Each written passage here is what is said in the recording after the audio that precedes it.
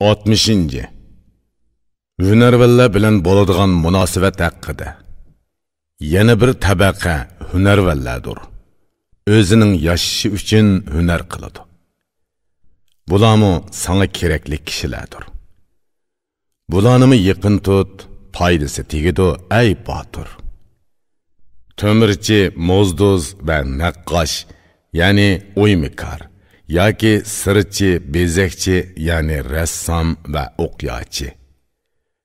Bu dunyoning zinnati ana shular bilan bo'ladi. Jahonda hayron qolarliq ishlarni shular qiladi. Bu xil hunarvallar nihoyat ko'p.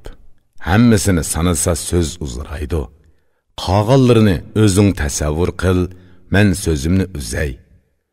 Bular bilanmi qetilib orlashib yur. Ularni xushal qil, o'zingni xushal yasha. Ishingni qilsa, ish haqini vaqtida bergin. Yegizgin, ishkuzgin, osh tomoqini kang qil. Xalq orasida seni yomon otliq qilmasin. Nomingni bulg'imisin, buningga bak diqqat qil. Bilimlik, pok, xalqqa mehribon, ko'ngli tuz kishi bak yaxshi aytgan. Yashashni la orzu qilma, yaxshi nom qoldirishni orzu qil. Ömrda yaxshi nom qoldirish kerak, buni bil. Sen oxir o'lasan, noming qoladi. Noming yaxshi bo'lsa, ömring shirin bo'ladi. Kimning nomi yomonlik bilan buzilsa, uning uchun tirik turmagan yaxshiroq. Tiriklik sen uchun sarmoyadir, yaxshi nom chiqarishni tila. Nomingni yomon qilma, mangu yaxshi qil.